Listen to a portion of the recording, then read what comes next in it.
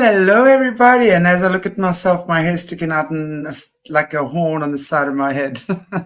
Welcome to Aquarius Rising Africa. And happy Tuesday. Yes, and I have with me in the background lovely Jessica Jones, the CRYPTID Huntress, and we're going to be talking about some interesting things tonight, including star forts and some remote viewing targets that Jessica's done, as well as the 800 million year old princess, the Tisul, I hope I'm saying that correctly, princess from Russia. We're going to be talking about that as well. And guys, please note the new time slot with Jessica. I know it's 2 hours earlier, but from now on, we will be doing the first Tuesday of the month, and it will be at 5 p.m. my time. Or I think you guys are doing a time change soon. So we'll round about this time anyway as well. Well, for you it's the same, I guess. For me, I change. Okay. And then please, everybody, our little Patrick. Please go and vote for little Patrick. Little Patrick is in the semifinals, and us cat mothers are having the time of our life trying to keep him up there. He has until the 6th of March to win the first place, and I want to just give you the little ticker for the link. Please vote for him. He has the opportunity of being on Modern Pet for a year, the cover cat of Modern Pet for a year, and he's very well-deserving Mama Bear, who looks after 25 kitties, has the opportunity of winning $10,000, which I couldn't think of someone more worthy than that. So please, and today is double voting day, so please vote for little Patrick. Every single vote counts right now. Let's get him to the top. Let's make someone's wish come true.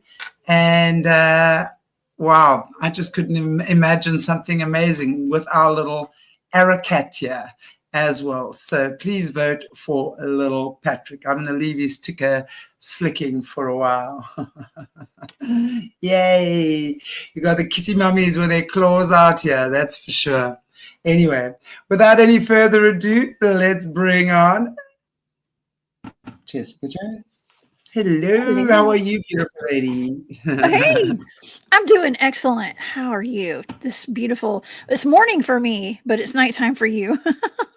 So yes, actually, yeah, it's 5 o'clock. It's just after 5 here, so the day is starting to settle down. It's been a really good Tuesday. It started off cold and now it's hot, so what can I say? And I know you guys are getting warmer there as well, which means I'm getting cooler. So when you're hot, I'm cool. What can we say? It's opposite day. Okay. Yeah, it's actually kind of rainy here today, and it's a little on the cool side. So it'll be hot. Listen, it's either super cold or it's extremely hot. I mean, there's no in between down in Georgia where I live anymore. It's one extreme or the other. So today it's quite nice, even though it's rainy. Well, yeah, too. So we're sharing good vibes all the way around. Yeah. Looking forward to our topic tonight. Well, today for you guys this morning. I've actually read a bit of that Tisul princess. Am I pronouncing it correctly? Is it Tisul? Yes, I pronounce everything wrong. Okay, so you're asking the wrong person, but it's Tisul. I say Tisul. Yes, that's how I pronounce it. Wow. Okay. Yes. So the Tisul princess. Yes. And of course, we've got some super amazing star forts that we're going to be chatting about later as well. And some that you remote viewed, which we're looking forward to hearing about. Yeah. Oh, yeah, for sure. I have lots of data on this stuff. I'm given all these blind targets. I'm just given some coordinates, right? And I've been doing this for years. And some of these I have done years ago. Okay. And I bring them up for shows on Thursday nights here on my, I'm like here on my channel. This is your channel, but on my channel on YouTube. Yeah. And so I bring them up according to I kind of like to connect them to other shows that I've done. Okay. So if I see that something might fit with connect some some of the information I did on a show recently, I will bring these targets up and we'll showcase them on a show. And so that's kind of what happened with these targets. I've been doing shows on, the mud floods and the old world and the hidden history. And so I was actually given some targets by a friend who is studying star forts, who is in a, let's just say, like a contractor capacity of some sort, potentially working in like a government type of a position, who was looking into star forts apparently. And so I figured it was time we could talk about like I did 4 targets actually on star forts. One was a target that was an overall target of like, what are these star forts that are all over the world? Do they connect to the old world? I mean, they obviously do, but what is the connection? Do they go back farther than, what we're told, where they were built in the 1500s? I mean, the Pilgrims came over here to the United States. Christopher Columbus sailed the ocean blue in 1492 to come over here. So in 1492, if that's when the Europeans started coming here, which I don't believe our history is what we're taught. Okay. But how within the 100 years or less, how did they build these elaborate forts all over the East Coast of the United States? How do they have the tools? How do they have I mean, I'm not saying they were dumb. Okay. I'm not saying that. But how was it that all these things were made, and they were made into what we were told are, wartime forts, like fortresses to protect the coastlines and things like that. But it's not just in the coast. These things are all over the world. They are uniform. They look very similar all over the world, but they also are different, like snowflakes. Okay. Like snowflakes. There's not one that's exactly the same. And so that's how I got these targets. And I do have the Tisul princess as well. The Tisul princess is so odd. It's one of those out of place artifacts. Something that the time frame just doesn't make any sense. Yeah. Time goes, it makes no sense. And even when I was remote viewing this, okay, I have to say that in the data, it does talk about time travel and time not being linear. Yes, okay. absolutely. But, so there's that aspect to this target here, but this is one of those out of place, I'm going to say artifact, but it's actually a woman's body that was found in Soviet Russia. Okay, it was back in, I think it was 1969. There were some coal miners that were digging for coal down in a mine, and they came across a big sarcophagus, and they ended up prying it open. And when they got this sarcophagus open, to their shock, there was a coffin, a glass coffin that had no seams in it whatsoever. It was just a single piece of glass, and it held a beautiful woman in her, maybe around 30 years old, with long dark hair. She looked like she was sleeping, but her body was encased in this pink and blue liquid. And they said that they were trying to figure out, like, what in the world. The coal had formed around the coffin, around the sarcophagus. That means when they carbon dated this, the scientists said, so here's the thing. The scientists said that she had to be 800 million years old. Yeah. That doesn't make any sense whatsoever. Okay. But it makes sense to us who know that this earth and everything is not what we've been taught. Okay. I know there could be, I've done shows on giants that are being held in stasis chambers. The possibility of that, Gilgamesh's tomb and things like that. So the interesting thing, there's a lot of interesting things with this, but they said that she looked just like the typical Russian woman who lived in that village there in this part of Russia, that she was not a giant. She was around 6 feet tall, I think. I believe the coffin, they said, was around 10 feet long, pretty long. But she was, like I said, she was kind of being held in stasis in some sort of a liquid. Well, they decided to pull her out of this liquid, not pull her out, pull the sarcophagus out, get it out of there somehow. Of course, the government ended up confiscating it. Okay. But there was and the people, wasn't it always and also the people that actually saw this, they were then kept They were. Oh, I don't want to say quarantined, but they were kept in isolation. They were not allowed to talk about this. This is Until what they I'm all reading. died. Yes, and then they died. And then they were saying that the one guy actually tasted that liquid. I mean, who in their right mind would taste a liquid unless it maybe splashed in his mouth or something accidentally? But he froze, like he froze in the archway of a building or something. Shanti, there's always that one person that's gonna just eat whatever, right?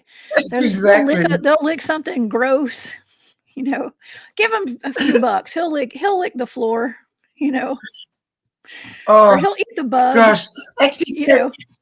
yes. Can you believe it? Because that's actually probably what happened. You know, a bunch of guys Yes. together. Okay, I dare you taste the liquid. Wow. Yeah, well, it was a Oh, beautiful woman. I know there's probably something weird going on with that. I don't know. They said that she was absolutely beautiful. She looked like a princess. But they said that yeah. the guy did taste that liquid, and after he tasted it, he went home and lost his mind. They said that he froze to death on the Yeah. threshold of his doorway at his house. So he went kind of crazy. Now they did test that liquid, and this is okay. So the scientists said that the only components that they could identify out of that liquid were onions and garlic, and the rest was some unknown substance. And it was enough to drive Onions that man and crazy. garlic. And it was native to the area. Yeah, Onions and garlic. I can't think of anything worse to be to have my body rested in. I guess it kept the vampires away. I mean, I don't know. Maybe that was the objective, right? Yeah, maybe she was a vampire. Who knows? Okay, so this is really wild. That after the guy tasted the liquid, whenever they were going to airlift this sarcophagus out of the area with a helicopter, and it was too heavy. So, according to my research, they said that they actually drained the liquid out of the container. They thought, well, the best way to drop some weight would be to get rid of this liquid. And as they got rid of the liquid, they were draining it out of the coffin. Her skin, because her skin was perfectly preserved, they said she looked like she was just sleeping. And as they drained the liquid out of the coffin, her skin started turning black. And so they panicked and they put the liquid back in it, and then her skin regenerated back to beautiful and 30-year-old, Tisul princess again. So of course the government had to come in there and swipe it up. I'm sure it was them that was airlifting it out of there. I doubt some coal miners had a helicopter at their, I was going to say call. who else? I mean, who else would have airlifted it out there? It had to be the authorities. It can't be anyone else. Yes. I mean, they wouldn't have called anyone other than the authorities. So, I mean, of course, yeah, it's very dodgy. But I mean, it's so interesting, right? It is. It is. Well, I forgot to mention the sarcophagus was made out of marble. Beautiful marble. Yeah. Mm-hmm. And it was about 230 feet below the surface of where they. I mean, they were pretty far down in that mine. But they said okay, her body was older than the coal that had encased her sarcophagus. I mean, wow, it leads us to, there's so many questions here, right? And that's where I question, you see, that's what I'm saying, because what they were also saying is that they could trace that back, the coal mine, to about 350 million years, right? And then they were saying her body was 800 million years old. So they're then saying that, okay, nothing is adding up. But I want to say it probably does add up in other areas. That's my point. Yeah. Well, okay. The interesting thing is I had my friend Brian sang on the show with me that night. That we actually did a show on this. He came on. We discussed the data and all the possibilities, and he reminded the audience and myself that this is a KGB officer who had retired, who was blowing the whistle on this a while back. And I think that it was in 2002 he kind of blew the whistle on it, because this happened in 1969. Yes. And in 2002, I don't know if it was a deathbed confession but it was some sort of a kind of blowing the whistle on it. And Brian reminded us that you got to look at it this way. There's probably no doubt that this happened. I mean, all of those gentlemen did end up dying in car crashes. Okay. Vehicle crashes. Car crashes. Yeah. What a coincidence. Yeah, what a coincidence. So it actually gives a little more credibility to the story, knowing that all these people have been unalived in car crashes, because it makes it a little more suspicious, right? Except for that one man who lost his mind. But okay, so isn't that interesting? Because I put that the comment up from Leanne on Mel's Hole, because the same thing happened in Mel's Hole, right? When that guy tried to go down there, or they hoisted him down there, and he came out Meshuggah. So interesting. Yes, he scrambled his brain or something. But I would say that was probably from the radiation down there, but I don't know for sure. That liquid could have had some sort of a radiation. Radiation, yeah. Mm-hmm. Yeah, that's what I'm thinking.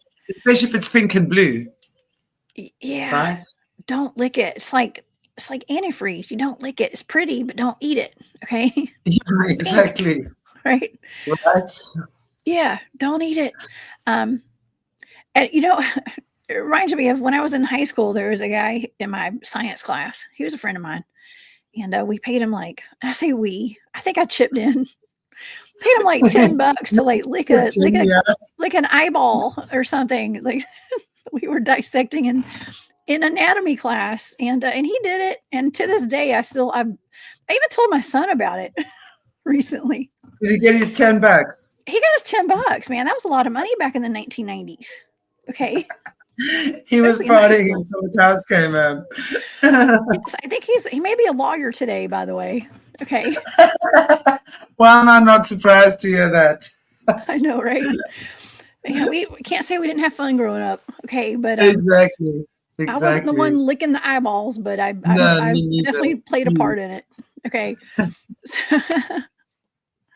But okay, so Brian was reminding us this came from a KGB agent. Okay, now I know here in the US, I personally know people who work in intelligence or have retired out of the intelligence department. Okay, and I know how things work. We get a lot of psyops and stuff going on, and we, they put out the information they want you to know, and sometimes they'll put out a little bit of. I mean, this is in everyday life and everything. People will put out something, a little bit of the truth mixed with a little bit of fiction, and it just keeps us running in circles, chasing our tail, and we don't know what's what. And Brian said, well, a lot of times when things like this happen, you only get the information that is, that fits your pay grade, right? And so sometimes with these intelligence officers, people that work at the KGB, they'll give them all a different timeline to see if it ever leaks out who's the leaker. Okay. And he said, well, what if, because Brian was just not, he was like, there's no way it's 800 million years old. Maybe, just maybe that guy who leaked it in 2002 was one of the people they gave the wrong date to. You know what I mean? Yeah, that the wrong information. That makes such sense that they would be giving, because we know that they were there. I mean, it's not just this timeline. It wouldn't make sense on this timeline. But, when we look, as you say, different people on different timelines, and who's the rat? Wow. Mm-hmm. How interesting. Exactly. Okay, so there's that factor. Of course. And that's why it's so great to be able to remote view these blind targets, is because, well, we can find out. We can find out if this is real. Maybe not as far as the remote viewing goes. I don't know if I could actually date it at 800 million years, but I do believe this really is an artifact. And I say artifact, it's actually a woman's body that was found. I do believe that this is real. Okay, according to the data. Now, I wanted to read a description of what she looked like exactly. So they spent a lot of time researching her, these scientists, and they said that some people say that she had 6 fingers on each hand. Some people did. That according to the report. Okay, wow. There's 2 different reports. One of them has a woo factor. The other report is more mainstream. Okay, so we got to use our discernment when we're reading these articles and stuff and doing our research on this. Some people run one way and some people don't. I'm about to explain what I mean. Okay, and Right. some reports say, the same report that said that she had 6 fingers on each hand said that she had an extra eyeball on her forehead, like a third eye. Okay, but that is according to one report that I found. It was super woo, as we call it. Okay, super woo. But they said that she also had a tattoo, I believe it was of a star on her chest, and they said that it was actually linked to ancient magic and had a strong influence among cosmic conflicts. That's what they said. Okay, so that's really interesting. Wow. Other reports just said that she looked like a princess, and she was just a typical woman from the area, is what she looked like. But did they also say, though, that her clothing, the fabric and stuff, that her clothing, that she was wearing a dress, the fabric from that dress was not of this time. It was like of a future time, right? So there was a little sheer. Yeah, they couldn't quite put a date on it because it was a material that had not been made yet or something like that. Exactly. In that area. But it was also sheer, and that's why I was kind of joking around about, well, that's why that guy was licking the liquid. He was like, okay, I don't know. She was a good-looking lady, and he was just being weird. I don't know. I know. I'm trying to be professional, but it's so hard occasionally. Got it. If we're not laughing, we're crying with some of this stuff. This stuff is weird, right? Oh my gosh. Exactly. Yes. Very bizarre. Okay. Wow. Well, let me see here. Okay, so that could be misinformation that came out. Absolutely. Could be misinformation. We don't know. Okay, we don't know, but I do have some remote viewing data if you want to go over it. I'll go through some of the I wanted to tell you. I still want to hear what you have to say about that. Okay, I actually did a deep mind probe on her when I picked up on a person in the environment, and I realized that I was looking at a person. I started talking to this person, or a consciousness. Let's just say a consciousness. Okay, and as I started talking to this person, I actually asked, "Who are you?" And I got a name. Okay, I got a name. It was just words. It wasn't like a conversation. I just got words. Okay, and I wrote all the words down. So we're about to get into it. This is really interesting. Okay, so when I was remote viewing this, okay, I do something called coordinate remote viewing, and I do all the information comes in stages, and I write out charts and all that kind of stuff. And in case anybody in your audience is not familiar with remote viewing, I do coordinate remote viewing. It's the same type of remote viewing our military uses, allegedly. Okay, but it's real. They do that. Okay, so so they use it. Okay, so some of my sensory data. I picked up on tight, dark, avoiding, calculated, new, late, old, amazing, replicated, enigmatic, strange, and unpopular. Okay, that was my sensory data. Now the analytic overlay for my target is, this is how I'm trying to make sense of my sensory data.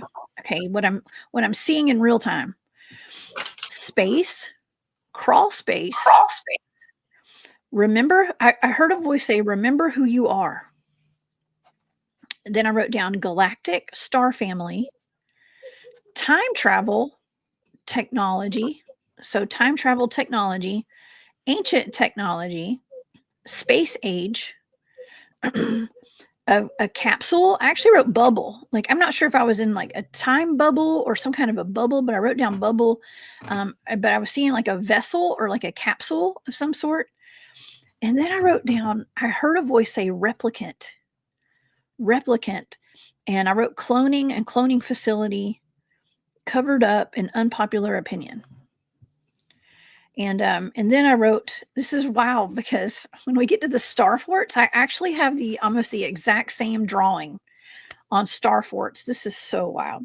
I drew like a triangle with like a circle in the middle of it, kind of. And that was my stage 3 drawing. So it was a triangle, and you're going to see, I'll show you my star forts data in just a little bit, that I was actually picking up 2 different times. I actually drew a triangle with a circle inside of it, and then I drew a triangle with a circle outside of it. And I just kept picking up on some kind of magic or something. It was just really, really interesting stuff. Okay. But how interesting is this? I'm picking up on cloning and a replicant. Okay. I literally heard the word replicant. Do you think that this could be a clone, like someone that cloned themselves however long? Because we know now as well that this technology they're using now, has been around since the ages, right? We know that. It's just been kept from us. But if do you think that cloning was around back then, that this could that liquid be some type of like cloning juice? I don't know. Cloning juice. Man, I don't know, because that guy probably would have replicated himself when he licked it. I'm just kidding. I don't know. No, I don't know. I think that was just some sort of a preservation type of a liquid. That's what I think. But I mean, think about if it really was. Okay, let's just say she's 300 million years old. That's still old. Okay. That's still old. However old the coal is, I would say that's how old she is. I don't know about 800 million years though, but I don't know. So why do you think she was in the coal? Do you think the fact that she was in the coal actually means something? Do you think the coal is significant, the fact that she was incubated in the coal, though? Yes. That to me is quite interesting.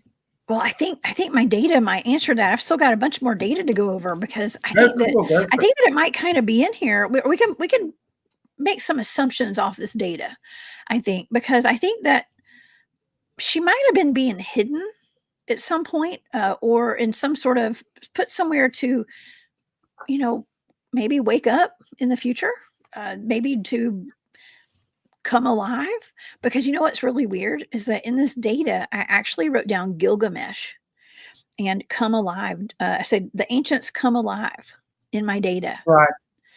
So, wow. And I had done a remote viewing target a while back on Gilgamesh and that tomb. And I was picking up on an awakening. Okay. Now something that and we actually were kind of getting out of the data that I had for that one, that there's some sort of an event that's going to happen where they're all waking up. I think it's to help humanity, but I think that it may be being corrupted too. And like maybe resurrection. Yeah. Like a resurrection, maybe. Mm-hmm. But also like in the inverted form. So rather than the resurrection of Christ, basically, it's now these creatures of the night waking up and the doors of hell pretty much opening. Yeah. Well, think about it too. I did a remote viewing target on the giant of Kandahar. And when I was given that as a target years ago, at least 2 years ago. And that was another blind target. And I'm picking up on Elysium. I remember that was in my data. That's that movie. There's a movie that I watched, Elysium, with I think it's like Matt Damon maybe, and they're going off planet, and I wrote down, okay, Elysium, New World Order was in the data. Cloning. I wrote down DNA and cloning purposes. Okay, and that. These are blind targets. How in the world would I get that data if they weren't doing that? That's when they got that giant. They didn't go there. They didn't just happen upon a giant, and then these units get taken out by giants for no, just they walked up on them. They went to go get a sample of a giant, and as soon as the second, the first group of like special ops forces that went in there, special forces military, U.S. military, went in there to go in the caves of Afghanistan. Now, the people in the Afghanis, is that how you say it? They know to stay away from these areas where these giants are. It is well known. After I did these shows on the giant of Kandahar, I had people contacting me. I had one gentleman that contacted me. He said that his son was part of one of those missions and that my data was correct. That's what he told me. Wow. Mm-hmm. Well, there's a God wink if there ever was one, right? Mm-hmm. Yes. Wow. Yeah. So what I picked up on was that the first troop went in to go get a giant, basically, and the giant was waiting for them. They knew they were coming, and so they attacked and took out. I think there were like 2 of them that took out the whole troop, according to my remote viewing data. And then another, when they didn't make contact with their base camp or wherever that, whatever, however they do that, another group was sent up to go, like a recon team was sent up to go figure out what happened. And then the giant was laying in wait for them and ended up, I guess he impaled, like he unalived one of their soldiers, but then they were able to shoot and take him down. And, you know, I've been told that the military is trained to shoot above the head. Okay, Yeah. above the head. Why would they be taught when they're going into like the Middle East to go fight wars? Why are they taught to shoot above the head? Well, now we know. Yeah. Yeah. And that's Makes how they sense. took out the giant. But they had immediately had a helicopter with a net waiting to go in and scoop the body up and take it out of there. So I listened to a video or a podcast quite a while ago, and it was this military guy speaking about his unit that had to go in, and they literally met. Well, they got into this cave with this giant, and firstly he explains the smell. He said the smell. He just said that it's a smell of death. That's the only way he could explain it, that it was a smell of death, right? And then he spoke about how he picked up one of their guys literally in his hands and pulled his head off. And one of the military guys. That was some podcast I watched. I don't remember who it was, but that was the first I'd actually heard of that. So it knocked me quite sideways thinking, but yeah, I definitely, but they talk about that smell. And I think it's like that, almost like a rotten sulfuric sulfur, I don't know, type smell. I smelled it. I smelled it when I was remote viewing. I smelled it. I wrote it in my data. It smelled like a dead body. And I wrote that down in my data. And I was told later that they all smell bad because they're always eating flesh. They eat humans. Yeah. And they are humans, so they're cannibals. Yeah, totally. And I know it's common that they get sacrificed children. If when you're listening to what they're saying is that, and girl children. Females have no value whatsoever in that part of the world. So they are fed girl children are fed to them. How nice is that? That's horrible. That's horrible. It's horrible. Well, they were, according to my data for the Kandahar giant, they were getting a DNA sample for cloning purposes for something that's off-world, has to do with the New World Order. Okay, and that was in that data. So, okay, I did the Tomb of Gilgamesh as a target too, and something about they're gonna. I don't know if they're already awake or they're planning to wake them up, but I do believe that they're okay. I think that, according to the data, I felt like they were here for a good reason. Like, I don't think they were here to harm us in the future. I think they were going to plan to help in some way. But see, people, the dark forces are getting to them first, and they're going to corrupt them. Yeah. There's going to be some kind of corruption, either with like the DNA. I mean, some say that some of our wars have just been fought over going to those tombs and getting the giants. Right. I've heard that. Who's going to get to them first? Whoever gets to them first gets the spoils, right? So, yeah. They must just take each other out. They must just shoot each other. They must just take each other out while they're fighting to try and get to whatever it is. That'd be great. Flipping hell. That's crazy, right? It is. It is. Okay, so I got to this part where in my data where I said, the ancients come alive. I had audiently heard the ancients, and I heard come alive, and I said waking up in Gilgamesh is what I wrote down, because I was picking up on something that was old and ancient, maybe catacombs or something, and that's when I picked up on a person. Now I wrote down Gilgamesh, so I think in my head I was kind of like picking up on like I didn't know what it was. It was just something ancient. And I wrote down human. And then I said, okay, I did a deep mind probe. I said, who are you? And these are the words that I wrote down. Elite, Alina, stored, valley, crumble, and majestic. And then I wrote down bubble out there. I didn't hear the word bubble, but I wrote down bubble.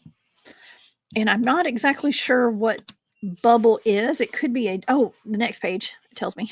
The next page says time bubble, timelines, time non-linear is what I wrote down. But see, on my sensory data, because that's analytic overlay, on my sensory data, I wrote down straight and linear, but in my analytic overlay, I wrote non-linear. So like I was seeing something that was linear, but then the way I was making sense of it was it's actually not linear. Okay, if that makes any sense. Yeah, totally. And totally makes and then sense. I heard somebody saying red rum. And I wrote that down. And red rum, as in rum that you drink. No, like the M word backwards. Yeah, red rum. Like it kind of reminded me of the little kid off of the Shining movie. Right. He's got on the Apollo 11 sweater, and it's a horror film. But I was kind of here. I was getting a vision of that. So yeah. Well, so Shanti, let's go back to the deep mind probe. What do you think about that? Where I actually heard the name Alina. And elite, stored, valley, crumble, majestic. Those were the words that I got. Do you think that maybe this could be this is probably maybe a real princess that was stored away for future reasons? She's definitely, for me, it almost feels like they knew about cloning back then. And using, and especially from Russia. Russia is such a mysterious place. So much has gone down there over the eons, right? So I would most definitely say, yes, that there's some type of, that she's obviously royal sorts or some type of blue bloodline, and obviously beautiful. And yeah, I would say, to me, that feels like cloning. I would say that's some type of cloning. Yeah. I think she was cloned. That was probably a clone, maybe. Yeah. And I 100% agree with that. And so, okay, so after I wrote red rum, after I heard red rum, I wrote woke, awaken, joint, and I heard joint effort. So there was some kind of joint effort, a program. I heard enjoy the show, and something about time travel technology. Maybe here's the thing. Maybe they cloned her back then to come back in the future. Yes, that's exactly what I'm thinking. Got better. Yeah. You and I had the same thought simultaneously. That's exactly what I'm thinking. Back then, for this timeline, right? Mm-hmm. So, but do we know where she is now? The KGB took her. The Russian government, the Soviet Russian government confiscated the body, basically. But my sense around that is that they know a lot more than what they're saying. I'm telling you, those guys have done several tests on that clone or avatar, whatever she is. There's a lot more, and my feeling is that there's no such thing as that it didn't exist. We know it exists. That's a given for me, right? But I think what they've done is they've done several tests. They're discovering more and more, and I actually think they're probably using a lot of what they're discovering in her body and from that casket for modern day stuff. That's what I'm thinking. They're using whatever they're discovering there for modern day stuff. And it's all hush-hush, and it's done underground. Exactly. Well, they weaponize. If I've learned anything, I've learned that everything is weaponized. Right, exactly. Yeah. Wow. The very last two things that I got in my data were AI and manifestation. Yes. Wow. AI, exactly. It's almost like a hologram. So it's like the manifestation being a hologram to me, because that's what AI is. That's what, you're looking at the whole, what is Leo Zagami call it? AI Satan, right? You're looking at, Yes. it really is. The whole satanic system is AI. So for me, and did you say magic as well? Did you say magic? You saw magic? You picked up magic? Magic is actually in the I got that in the Star Force data. Right. So I didn't get magic in this one, I don't think. Yeah. No, I would say there's definitely definitely get that symbol though. yeah, some type of magic. There's definitely or what we think is magic. For them it's just technology. Sorcery. Yeah. Right. It's sorcery. Right. Sorcery. Right. What kind of sorcery is that? It's sorcery. We don't understand it, so it's all sorcery, you know. Wow. Yeah, it's something that is even like the material from her dress. It's like some material that we have not discovered yet, you know. So we don't understand it. It's witchcraft, you know. Yeah. So that kind of stuff. I mean, it's just all extremely fascinating to me. And yes, the body is somewhere. It does exist. I 100% do believe that this is real. I even did a deep mind probe and made contact with the girl during this target. So, Alina, I got a name. Did you say anything else? Was there any other connection you had? No, I only got those words. Alina, it was Elite, Alina, Stored Valley, Crumble, and Majestic. Those are the only words that I got. Because you know that when they make these clones or avatars, whatever you want to call them, there has to be an imprint of the soul. So it's not the full soul they use for these things. There's still an imprint of that consciousness in them. Otherwise, it can't exist. I mean, I don't know how long they can live. That I don't know. So it would make sense, obviously, if you speak into her, there's still she still carries that consciousness, right? Yeah. That soul imprint, so to speak, for want of a better word. I don't know if I'm using the right word. Maybe someone in the chat can rectify me if I'm wrong. But I think so you would naturally then be having that connection with her. So that's just saying to me that she's still a living being. That energy, that soul, that consciousness, she's still alive. And yeah, definitely. Yeah. I mean, if it's coming from that, I don't know, but there again, with all the technology, do you think that is even possible, that they're pulling the wool over our eyes and just giving us something to talk about?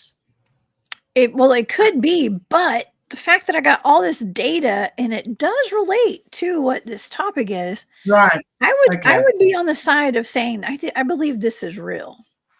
I believe it's real, and there are records of all of those men dying that were the coal miners who found it. So all of the background information on it adds up. There is there are references to it, and you can find obituaries and records of their deaths and all that kind of stuff. So I'd say this is real. Now, as far as the dating of how old she is, I don't know. But even let's just say she's 200 million years old. Let's say 100 million years old. That's old. Okay. But for her body, you know what I'm saying there is that, do you think, though, sorry to chime in, but do you think they could have told us that she's a lot older than what she truly is? That maybe this is some type of modern day creation, right? That's a lot more modern, maybe even 50 or 100 years ago, and they're giving us the runaround there. Do you think there's that possibility, or do you say it's definitely coming from a long time ago? What's your idea on that? Well, I believe it was. I don't know. See, because I do believe it's ancient. I mean, that came up in the data over and over again. Ancient. So okay. No, then I'm gonna go with that. But we have to look at all the angles, though. So that is so right, and that's why I brought up the whole KGB thing too, because I just don't think I do believe this body was found. As far as it being that old, I can't say. I don't know. That's not in the data, but it does say ancient over and over and over again in my data. Ancient technology, ancient technologies in my data at least twice. And old and ancient tombs, catacombs, the ancients come alive. Ancients come alive. Ancients come alive. That's alive.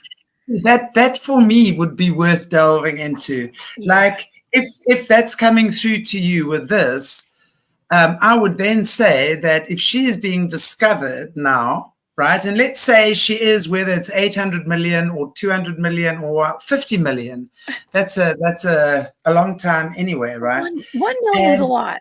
Yeah. Yeah, exactly. Even 100. 100 is a lot. That's right. So the point is that she must be then, and I'm coming from the premise that this is genuine. So she must then be some type of important ancient, maybe an ancestor, Russian leader, ancestor from yay gone yonder, that is kind of, because if they're coming alive, it's resurrecting. They're resurrecting. This is really called resurrecting. But, you know, is it in the biblical sense of the resurrection, or is it dodgy resurrection? You know what I mean? The dodgy, I don't know. Just don't lick the liquid. That's the dodge. It's all kind of dodgy. It's all and how did this leak out at all? I say leak out. Talk about the liquid. How did this leak out at all? Well, okay. Well, here's another thing. The men who found it were so freaked out by it. Everybody in the town knew about it. Okay, so that's kind of how it leaked out to begin with back in 1969. And it was in the newspapers and everything, whatever their little village paper was and stuff. It was well documented when they found it. Well documented. And these guys have been digging in this coal mine for a while, and they just happened upon it, and it was completely covered in coal. The coal had formed all around the casket, all around the sarcophagus. And it was pure marble, beautiful white marble. So I don't know. I know it's one of those anomalies. You know, there's a lot of out of place artifacts that are found all over the world, and this is. I would say this is one. Absolutely, and I think one day I so hope I'm around in my human form when all of this stuff gets discovered. I think I'm living to 140. I think by then. You guys better come do lots of yoga with me. I'm not living that on my own. Come do yoga. We've got a yoga challenge going on. I mean, yeah, I think that things are it's a little more mainstream now to you know, we're not all crazy anymore, you know, questioning all this stuff. And I think that helps. And we're not probably going to get a whole lot of answers. So that's why we're turning to remote viewing. Blind targets. Yeah. And I don't think I've got my data definitely doesn't give us all the answers whatsoever, but it's a start. You know, it's a start. And I do believe through the data that I would say this is real. 800 million years old, I don't know. I cannot date it. Yeah, I think I would question that. That for me is questionable, but I don't, you know, I think us humans probably just need to know, you know, because if they put information at that like that out there, we'd go, well, how old, you know, so just to appease us, they'll say 800 million years ago. Wow. We don't even question that, do we? If it comes, if they say it, we believe it, right? I mean, it's like you go speak to a normie and you say, well, this and this is happening. They say, no, well, according to Reuters, this and that's happening. I'm going, right, okay. You know, so yeah. But it's very, very interesting. Wow. It is. But see, the 800 million year dating on it is something that will just completely turn the majority of people away from the story altogether. And so that could be a tactic where they're just like, it's 800 million years. Oh, baloney. That's baloney. You guys are crazy. I fully agree with that. I fully agree with that. I fully agree, because they make it sound like it's, you know, this is, for me, it's so interesting unpacking the manipulation. And you know what I'm loving about shows, lots of shows that I'm doing and guests that I'm doing right now, is that we really are unpacking a lot of the stuff. And it started also, and obviously with the SRA survivors and stuff like that. And of course, a lot of them have encountered the horrors of this underworld that we talk about, right? But it's just unpacking and understanding, you know. And when we're looking, for example, with Jesse Zaberto, who speaks, you know, all the churches, all the buildings, you know, when you're looking at the shape, you know exactly who they're serving, what it means, the ley lines with Rachel Vaughan in Australia. I've just finished a 4-week workshop with the ley lines on recognizing and seeing, and it's fantastic. I'm actually going to get her on. I interviewed her on ley lines for Lush. Guys, it's actually very, very interesting. Watch my show with Rachel Vaughan, ley lines for Lush. I did it about a week ago, and she's also a survivor from Australia, and has the ability to see ley lines. And you know what she's saying, Jessica, is that she's seeing the Australian cryptids, right? But she sees them a lot where the ley lines are. And what she's finding is that because we are waking up, right? A lot of us are waking up, the veils are getting thinner, our psychic abilities are actually becoming more enhanced. So what she's saying is that when we at certain ley line and portals, these things in her experience where she sees them is very, very, it's a lot more, there's a lot more activity there at the ley lines and the portals.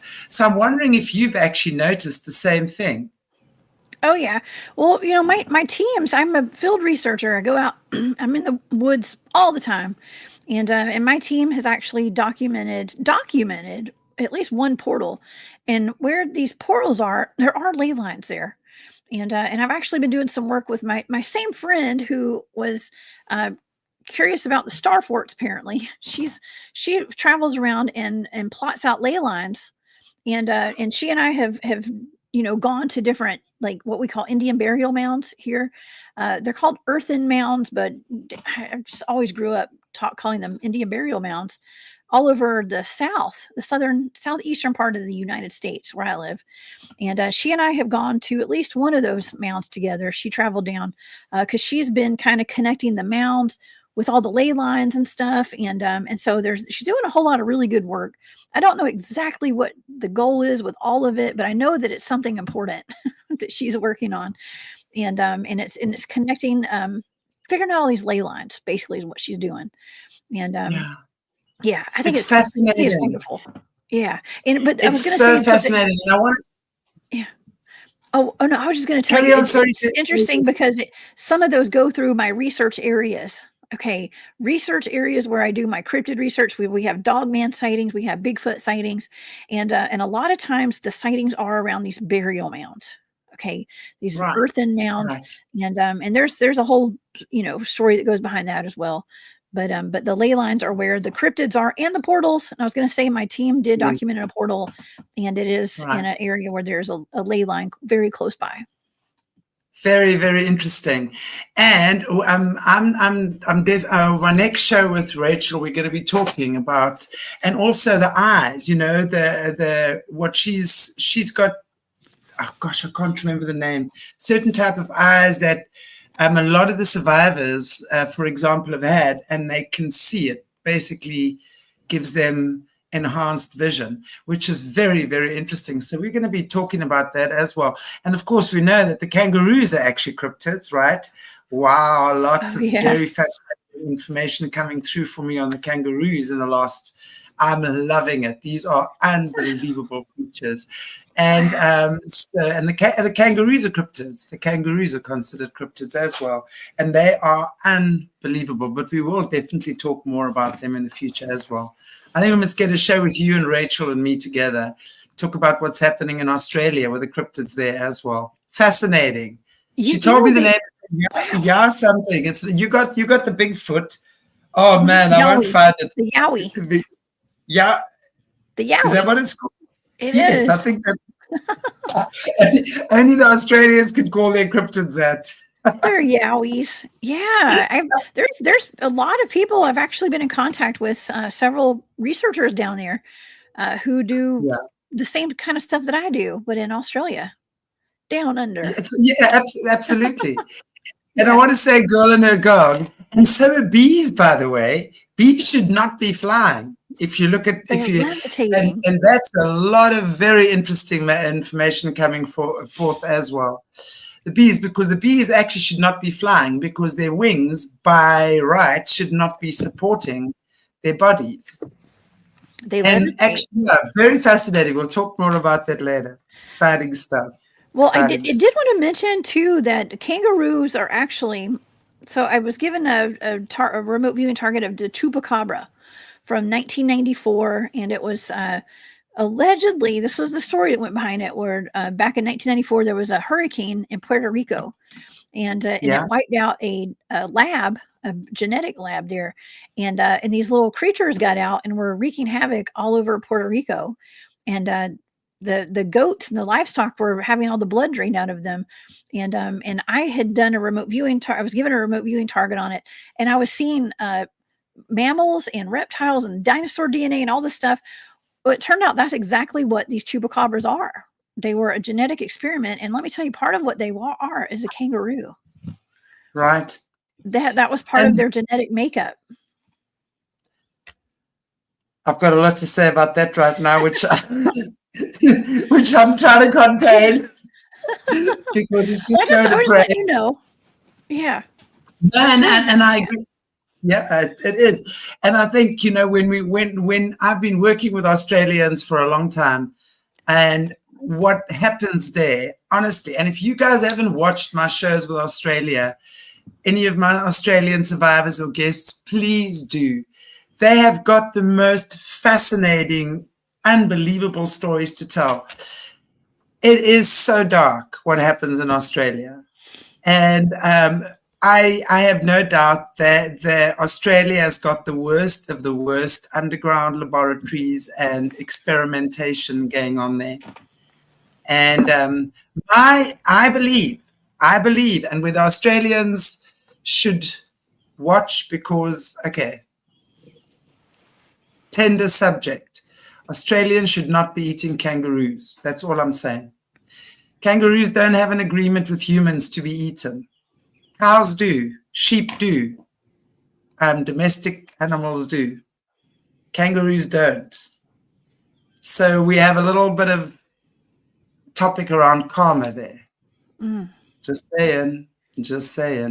Oh. The worst thing to do is eat a kangaroo because according to a lot of the ancients, they actually used to be human and they are brothers and sisters.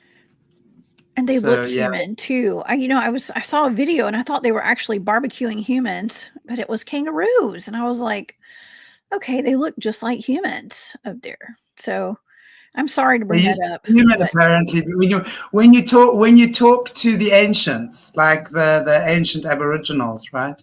Mm-hmm. Wise people, they will tell you that. And that's why you pretty much eating your brothers and sisters. And that brings on negative karma. And it's like, okay, guys, stop eating your brothers and sisters, please. Ew. Yeah. I will never eat that. Okay. I eat a lot of weird stuff too, but I would not eat that, especially not now. Yeah. It's crazy. Yeah. Anyway. Oh, well, we learned something new today. I learned something new. Absolutely. Yeah. So did Dan. I see Dan. Because the kangaroos and the bees, their energy works unbelievably together. They work symbiotically together, the kangaroos and the bees. It's amazing, actually, when you start looking at these things. Kangaroos are not unclean things. They're unclean just like pigs are, because pigs actually got human DNA, right? Pigs are actually created from human DNA when we're looking at that. So pigs and that's why they'll say kangaroos are unclean. It's not the kangaroo that's unclean. It's human beings who are unclean, actually, who commit these atrocities. Seriously, it's like offensive to a kangaroo. Oh my gosh. Yeah, they say that the kind of pigs, like regular pigs, are a mix between a human and boar, like a wild boar. That's what I've heard. I don't know for sure, but that's what I keep hearing. Right. And I still had, I really try not to eat so much bacon now and stuff. I've always loved bacon, but then I get right before you put that piece in your mouth, you're like, let me have human stuff. I don't know about this. It's a good way to not eat bacon anymore. Okay. Crazy. Anyway, I'm a carnivore. I know it's terrible, but anyways, this is true, Miss Fiji. That's true. That is so true. And when you communicate with a kangaroo, it only speaks about Great Spirit. It only speaks about Great Spirit. There's nothing else it speaks about. It is a direct incarnation of Great Spirit. Boom.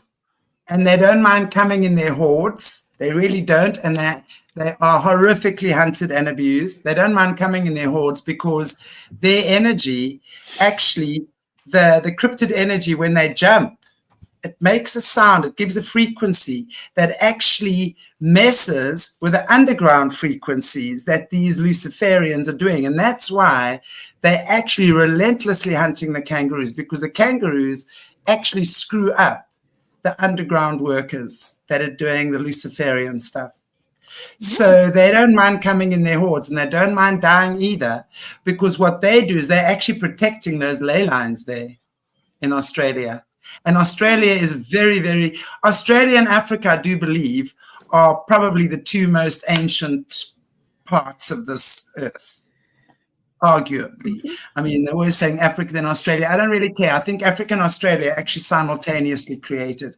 That's just my opinion. When you look at the artifacts we have here in the Bushman culture, and then you look at Australia with the Aboriginal culture, it is unbelievably amazing to see how they work together. I actually used to have on my show a guy called, and he's passed away now, Rasul Snyman, and Australian, Bruce Shillingsworth, who's one of the Aboriginals, and his father's one of the elders. We used to have unbelievable conversations about these things. And yeah, the kangaroos eat bugs on a vegetarian diet. And I want to tell you, they're the smartest creatures. I've adopted a kangaroo. And I spend every day just about on Zoom with my little kangaroo. His name is Jonas. And that little thing, he recognizes my voice. It's the most intelligent thing. And you see how they work with their energy. It is phenomenal. I'm going to be doing lots more stuff with the kangaroos and with people from Australia as well.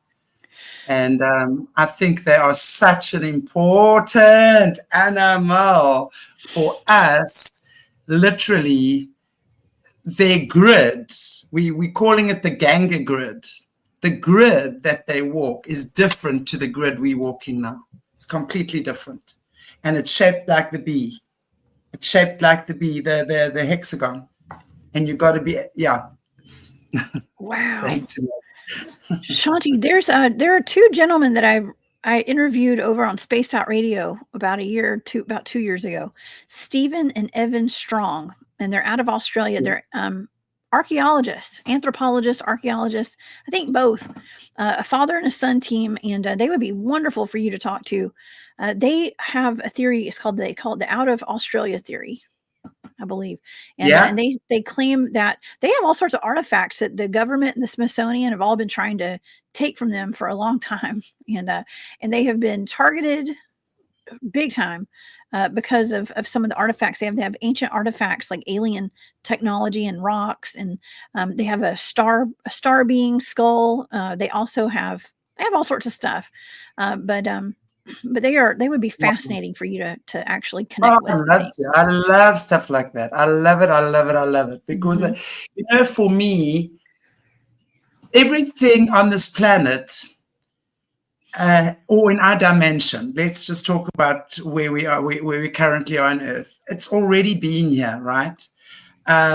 This is probably the richest planet that there is, in my opinion. Which is why there's so much warring over it, the resources, the energy, the consciousness, everything about Earth, it's always been there, and it's been God's creation. And unfortunately, it's been inverted and abused and what have you. So, and when we go back and to really working with nature, right?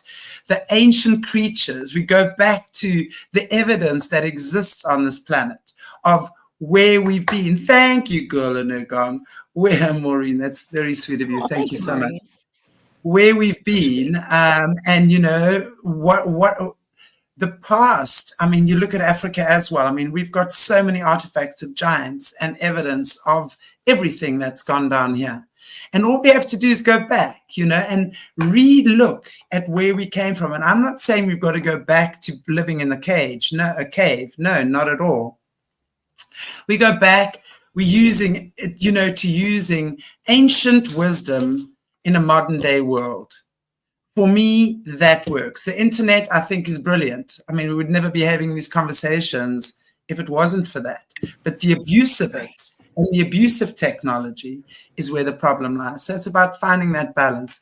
And you're right, Lisa D. It's Joanne. Joanne Breeze. Lisa D. also has a little kangaroo from Joanne Breeze, and that's the Home Farm Sanctuary in Australia. And we're actually going to be doing a lot of stuff with them in the future. So watch this. Joanne Breeze does phenomenal work with these animals. She's one of the survivors from Australia. Horrific stories to tell. And if you haven't watched my interviews with her, please do. She is amazing in terms of, and the healing that these animals have done with her. You all know I'm an animal communicator and I'm a healer. So you put the two together, and honestly, there are creatures, animals here that are here to help us. And it's up to us to discern which ones they are.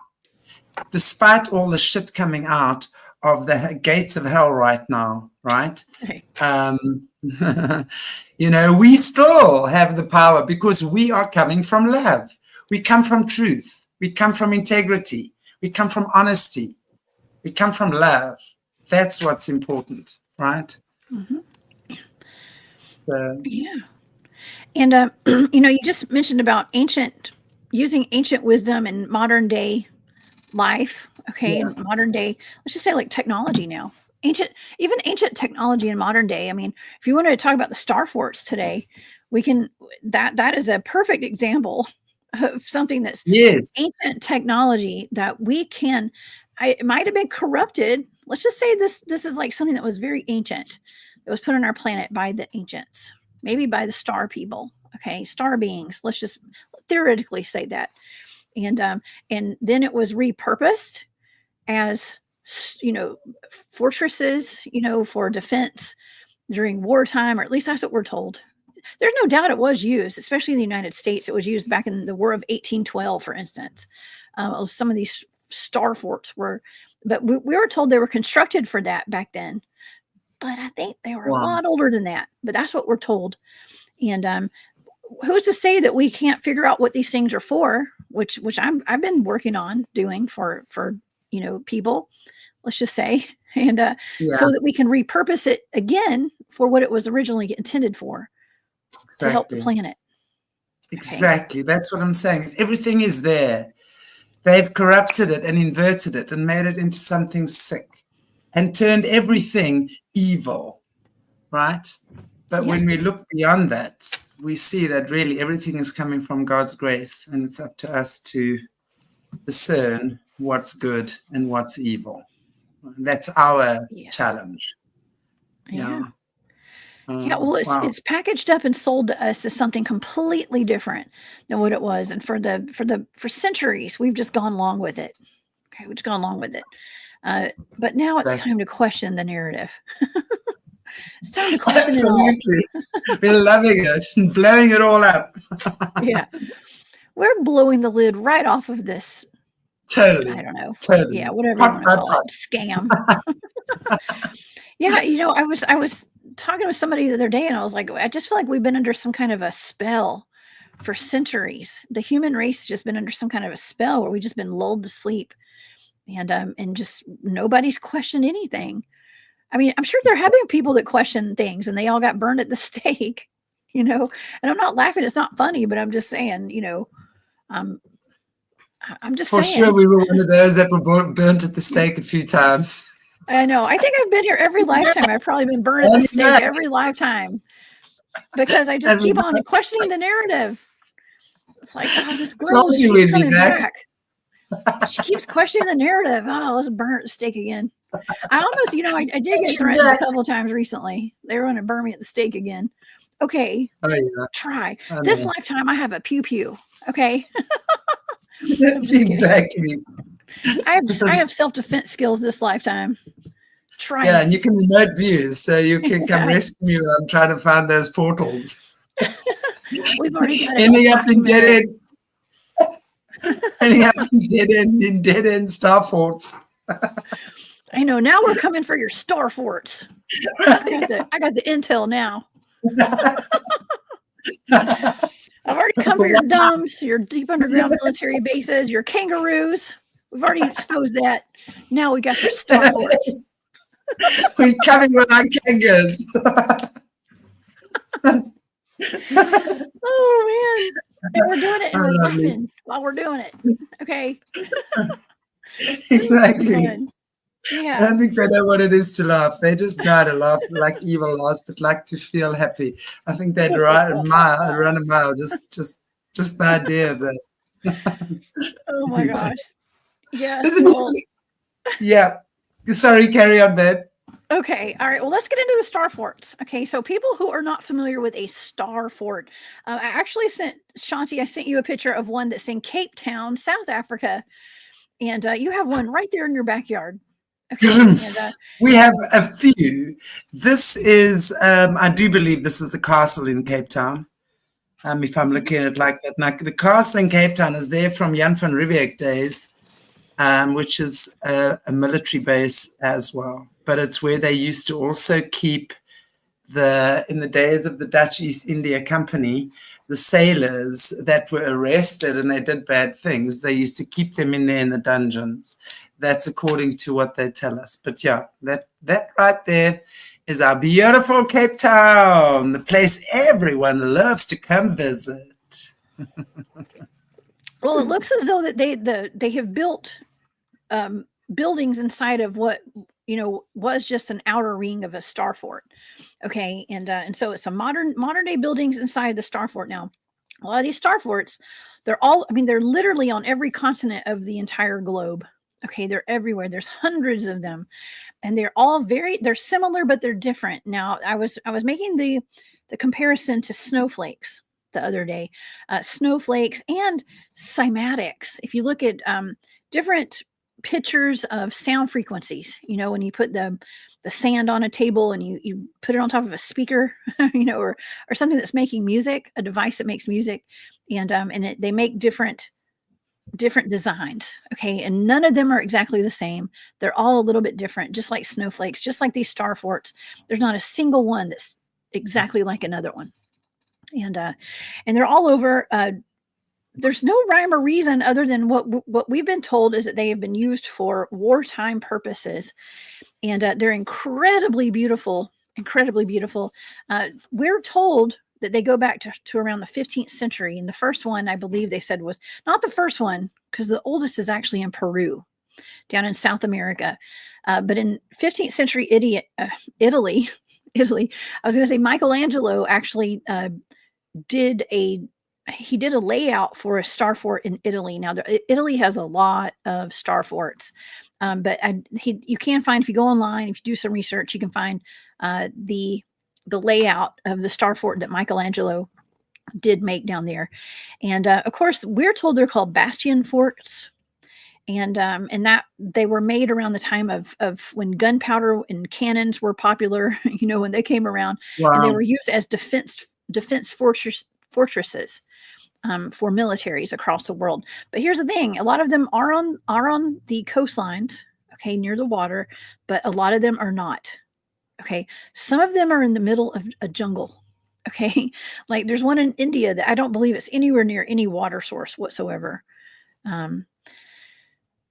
The story doesn't add up when you take them all, and Absolutely. it doesn't make sense, really. And either the history has been unknown or it's completely covered up. And it appears the people who made these, because there had to have been there was some kind of organization to making these. Okay, like civilizations just in like the United States now. How would they know what somebody in Australia is doing back in the ancient times? How would they know what was going on in Europe? Or, I'm not saying they weren't traveling around and stuff, but I mean, these things are all over the world. So here's the conclusion to people who have studied these things for a long time. They say that they had knowledge. Whoever made these had knowledge of resonant frequencies, ley lines, earth frequencies, celestial alignments, and sacred geometry. And the one that you just showed with the Statue of Liberty on it, yes, that is a star fort right there. And the Statue of Liberty was added later, okay, than what we're told when that star fort was made. So it was added on top of that. Now, if you want to go down the conspiracy rabbit hole with this one, you know, these star forts, we're told that they're fortresses. This is actually considered a national park or a national monument. Let's just say it's called Fort Wood, and it's on Liberty Island in New York City, New York. And there are, you know, there's buildings. It is a fortress. It was used in wartime. They used this during the War of 1812 here in the United States. But it's also used for like offices underneath it. People can even go up to the Statue of Liberty and go right up. I guess it's a elevator. I guess you can go up to her crown and look at it all over New York. But the conspiracy part is some people say that this is not a symbol of freedom. That's actually Lucifer. Yeah. Okay. So we've actually done that. Jessie Zaberta has also done that decode, and she's definitely said the same thing, that that's actually not the symbol of freedom. And I just want to put up here the comment from Liz, which I know Jessie and I was thinking about that, marks the locations of underground markets. Now we're talking trafficking, right? Because everything is related to trafficking, because we know that that these creatures of the night that currently rule the globe, really their greatest thing that they're trying to hide is the child trafficking. And it's not just that they are pedophiles and cannibals, but it really is about what they're doing with the children as well, and why they're trafficking, and where these kids are actually going to. All these kids are going to. But that's definitely, Jessie was saying as well, these star forts and things mark underground military bases. They mark the markets. They mark, where basically the underground markets. Yeah, military bases and stuff. I would say that she is probably right with that, according to my data. And I'm going to tell you why, because I did pick up on a lot of underground tunnels and things that are going on bases. Deep underground military bases are under a lot of these. But what were they used for originally? What are the origins of these things? How old are they? How far back did they go, and who really made them? Okay, and with a lot of these targets that I'm given, I'm seeing that a lot of things were placed here a long time ago, and they've been repurposed and reused and corrupted. Absolutely. Okay, out of the original purpose of them, they have all been turned upside down, let's just say. Okay, so the first target that I got for the star forts are, and like I said, there are hundreds of these all over the world. Some of them are smaller and some of them are bigger. Some of them are more elaborate than others. Some of them are basic. Think of snowflakes, okay, how different those could be under a microscope. Okay, so I want to go over some of my analytic overlay for these. Now, this is star forts in general. This is the information that I got this is a blind target. So the first thing that I heard when I got into my target of this is just star forts in general, like the origin of star forts. Let me see the prompt here. The origin and the uses of star forts. The first thing that I heard in this target was made in his image. The next thing I wrote down was God creator. And then I wrote tied together, fabric of the universe, harmony, harmonious, light source, planet, worldwide power grid, bondage, flow, power flow, circuit, open circuit, directly connected to God. Okay, and so that was my first page I've got some, of course, my century data is over here too, but I just kept picking up on something that was connected to God. And let me tell you, every one of these targets I did, it all had something to do with an open circuit, some kind of like almost like a power grid or a power source, and a power flow, a power grid, but something that had to do with the fabric of the universe and light source and God. Okay. Absolutely. It's beautiful. It's, as you say, it's like the little snowflake. And I think, a lot of them, I mean, if you're going back, I remember Sure, watching stuff on Tartaria, and you're going back to the 1400s already. I mean, you're looking on the African continent, right? They were already using them. There were star forts here. The water, the whole water systems were completely sophisticated. Everything was running beautifully. And obviously, I think, obviously when the Great Fall came, a lot of that technology wasn't used for good purposes. And as you say, it's been repurposed. It's been repurposed, and it's up to us to recycle that again, right? Yes. Well, it was also a water purification system as well.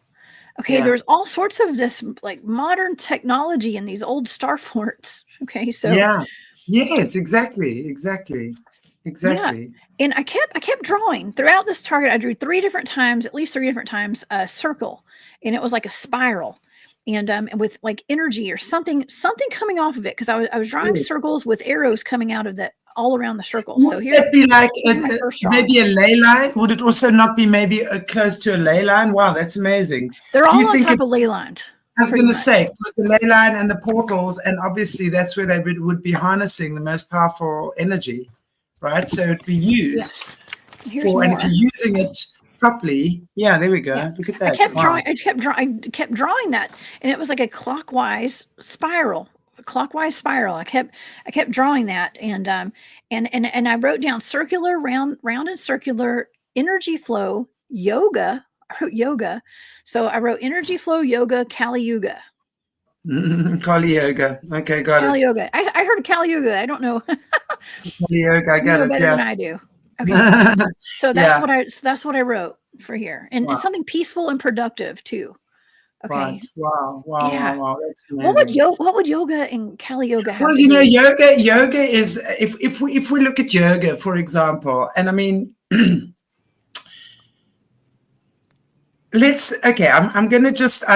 want to just find where I can start. Let's look at yoga. Let's just look at the bloodlines, the Rh negative bloodline. And I'm just going to say this. One of the reasons I think why they after the Rh negative bloodline, and obviously that's mainly their bloodline, because it processes oxygen differently. Okay. Rh negative blood has more oxygen, so therefore, and can give more oxygen in the blood, which is why your psychic and spiritual gifts are then further reaching. Okay, now let's look at people who do yoga and Tai Chi, for example. Now, when we go back to how these guys started inverting this stuff to begin with, right? They were studying the yogis, and they were studying those that did Tai Chi, for example. Why the yogis? Because the yogis understood how to use their breath. Okay, breath work is of the most important way that you can actually elevate, obviously oxygenate your blood. And then when you look at the yogis, they're able to levitate. And some of them, I mean, there's some stories I can tell you, like, for example, about Swami Rama, who he was a yogi in India, and the scientists did tests on him. I mean, he was drinking strychnine, right? And he would stand, and the doctor would pass out. The doctor passed out. He couldn't see. He couldn't believe what was going on. And he was able, and then, of course, he goes, oh, he's evil. It's not. They've learned how to transcend the mind by using the breath. So it's all energy and breath work, right? So that is how, if we look at the yogic teachings, it's about how humans get out of suffering, right? Because the yogis believe suffering is in the mind. So through breath work and meditation and yoga, body yoga has 8 limbs. They're different limbs, right? You will then find your way out of suffering. And it's done through, lots of it is done through breath work and understanding how to harness energy in your body through breath work. It's like why the monks don't have wives, because, of course, you talk sex magic. What they've learned to do is harness that sexual energy, which isn't released in an orgasm physically, but it's harnessed and it's internalized. And then through tantric ways, that's how they connect to God. So instead of having sex with women, they'll much rather use that energy, internalize it, harness it, and connect to God, not in other ways. So they've studied these guys for such a long time. And now they take that. And why do you think yoga is demonized in the way that it is? Because they don't want you knowing these things. I mean, I've And been hearing that a lot too lately, Shanti, Yeah. on social media. There's like a whole group of like all sorts of people are like, why you shouldn't do yoga? Why you shouldn't do yoga? It's demonic. And I'm like, what? I'm not saying there aren't yoga What? cults. Of course there are Yeah. yoga cults. Like Okay. in any religion, you're going to get infiltrators, right? And any one of those yoga, the yoga, especially, and I'm sorry I say this, because if any practice should show you the the healing power of your body, it's the practice of yoga, right? So now when you're actually having these yoga people jabbing themselves to death, when I'm like, no, that one has been infiltrated, so stuff like that. There's lots of creepy yoga teachers out there. They're quite disgusting, actually. And there are yoga lineages that are going to take you and they're going to do the cultish things that they do. Of course they do. Of course they are. Who's the one? Sudananda? No, what's his name? That one with the big thing that's always on YouTube and TikTok? That one has been sold. He sold himself out to Klaus Schwab a long time ago. A long time ago. If any of you know that guy, what's his name? Maybe Maureen, if you know him, what's his name? Not Sudananda. He's quite a well-known guy. She says but Yogi he's always Bhajan. No, not Bhajan. No, not the Kundalini guy. Yeah, not or the girl. The Bhajan was a woman. No, not Kundalini. He's just a normal kind of guy. But anyway, yeah. But it's interesting because, of course, it's been infiltrated. But when you understand, and why do you think the Vril Society went and studied the keepers of the Vril, which is the Himalayan masters, right? They understand how to harness energy, but they do it in a way that is so powerful. Like, I mean, there's a fantastic story about this guy. He's a monk and he plays sound, right? Sound bowls, like my bowls here. Someone came up to him and tried to attack them, right? And do whatever. And all he did was he tuned in to see what that guy's greatest fear was. He took his sound bowl, right? Conjured up sound, and he conjured up his greatest fear. The guy ran out of there screaming because he had a fear of snakes and dragons, and the yogi and the monk could see. And he said, okay, well, we don't fight violence. We don't fight with violence. I'll just show you your greatest fear. The guy ran out of there like a dog between, yeah. So it's that kind of stuff they do. It's amazing. It's amazing. Wow. It's amazing. But it depends, again, always with Sadhguru. Thank you, Sadhguru. That's his name. That one is so up Klaus Schwab's bum. Sadhguru. But there again, yeah. So, yeah, that's why yoga. Long story short, of course, it's a topic I love. So That's why yoga. Because they've learned how to work with their breath. And with your breath, your body becomes more oxygenated. And as your body becomes more oxygenated, we say in yoga, flexible mind, flexible body. So your mind expands, your consciousness is more far-reaching, right? You understand more. You're more in tune with God, the divine. And some of them can levitate. And it's not a demon doing it to them. It's just they've learned how to harness and work with their breath and energy. Oh, yeah. I love it. Well, hey, I've been called a witch because I do remote viewing too. So you know what I mean? That's how the world works, I guess, these days. But that was in my data. Yoga was in my data. Okay, for the star forts of all things. And so to go on through the data, I kept writing down, I kept getting open circuit. And I heard galactic hardware is what I heard. And then I wrote down centrifuge and Zen, Zen, Zen. And I ended up, so for my aesthetic impact, that's the column where I wrote this. I wrote Buddhist, Zen, and Taoist. Okay, wow. So this is what I'm picking up for star forts. Okay, and these are things that we're told are the origins are just for wartime. Okay, fortresses. But I'm getting all this data with like yoga, Zen, Buddhist, Taoist, frequencies, yoga, Kali Yuga. Wow. Things like that. Isn't that wild? That's amazing. It just shows you also, because the whole Zen, the whole understanding of Zen is to become one with God. And then when you are in that place, you lose your, it's like, I guess, in Christianity, the resurrection of Jesus, where it wasn't physical, but it was, right? Raised from the dead. It's like that sort of thing. You become one with that consciousness, and you lose sense of your physical being. Not that you aren't physical anymore, but you lose that sense. I mean, you go to India and these guys are sitting meditating on the mountaintop for like 2 years. It's insane to watch them. They completely, that's their purpose. And they come back and they're completely changed. It's amazing. So it's the breath. It's more the breath than what it is the practice of yoga. The practice of yoga keeps the body aligned as well, because healthy mind, healthy body, healthy spirit, right? I mean, anyone who knows when your body's in pain, you can do nothing. Yeah. Yeah. Oh gosh. Well, okay, the next part of my data, I actually wrote down energy, frequency, vibration. 369 was in my data. 369. Now, wasn't it Nikola Tesla that said, you know, the secret to the universe is 369 or something like that? And so the next page, I kept getting I got another spinning circle. I wrote another spinning circle down right there. And so I kept getting a spinning circle. Energy.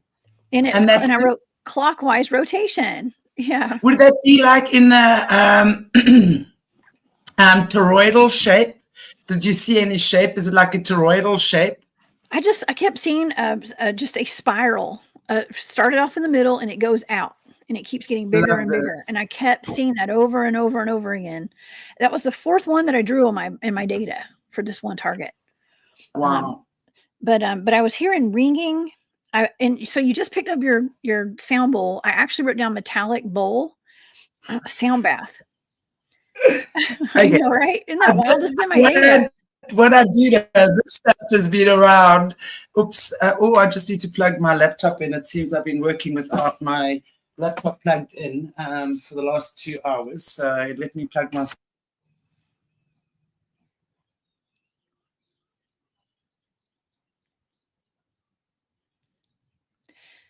Shanti will be right back. Oh my gosh. Well, until Shanti gets back, y'all, I'll go over the rest of this data while we wait for Shanti to get back. How about that? I actually, the next part of my data actually has to do with, I think it's what's underneath the sound forts, star forts. Okay, so what's underneath them, because after I wrote down sound bath, I wrote down healing and happy. Okay, so healing and happy came up next.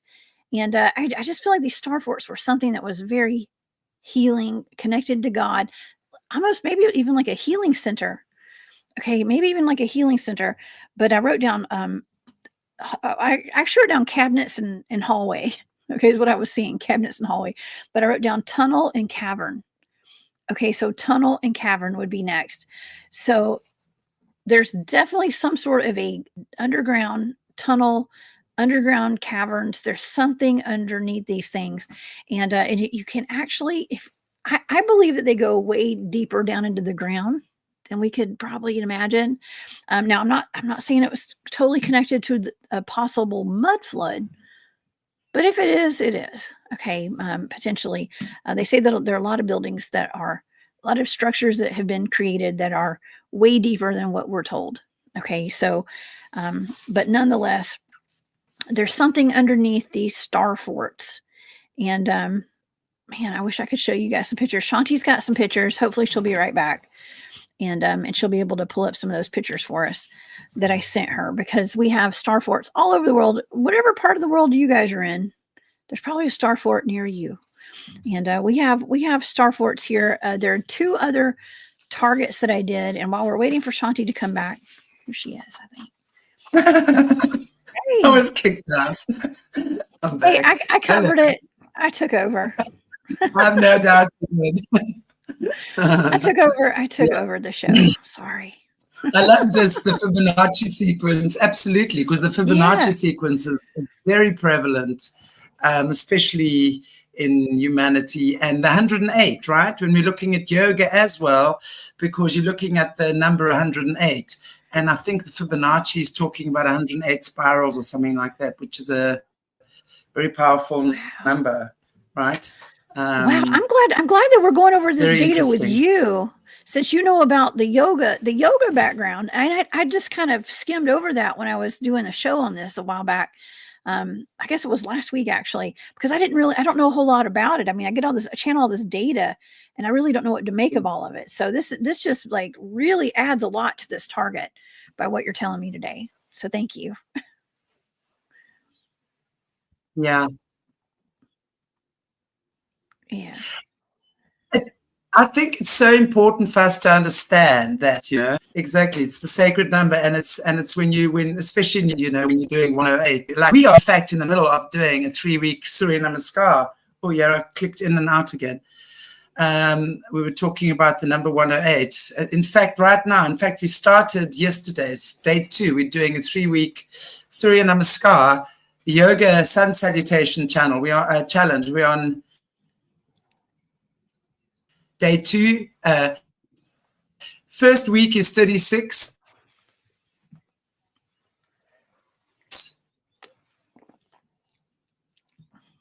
Second week is 72. Third week is 108.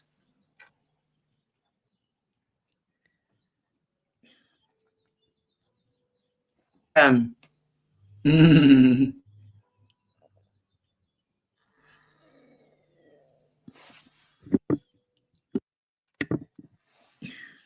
my internet seems to be a bit wonky. You there?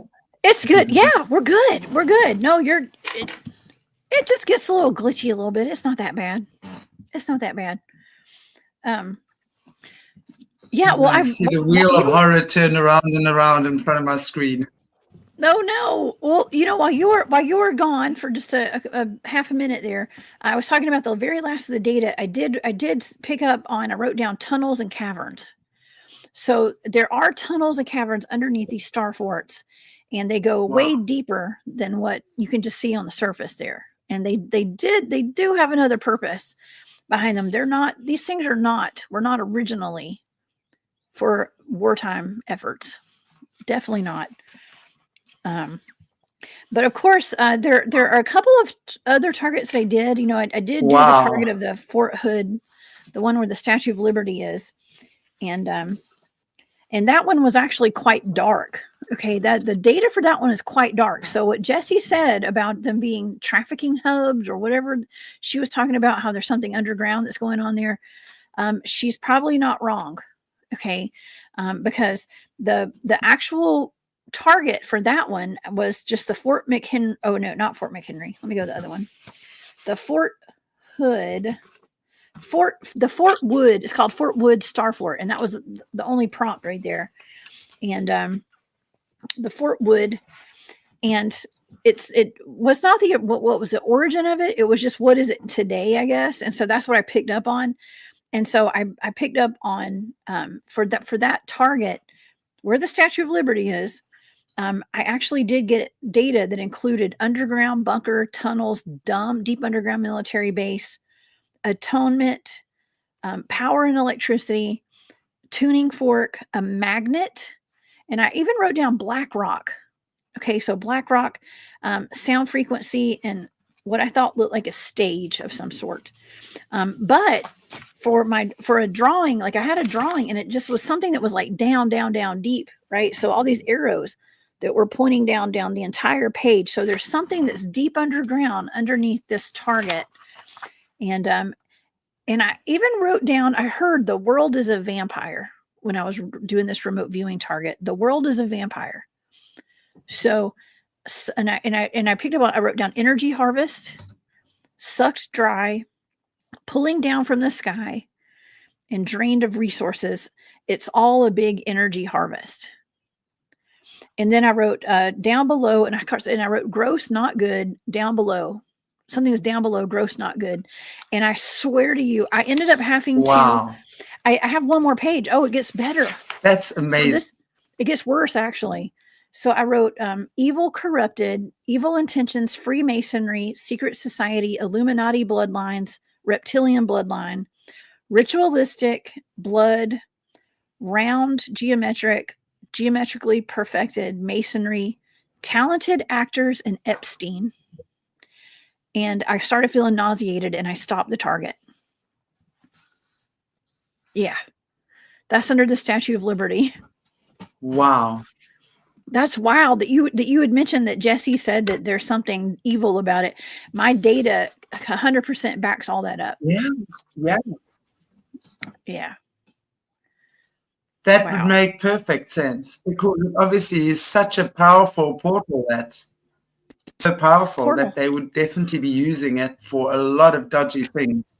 Wow. Yeah. Shall I put that pick up again? Sure. Yeah.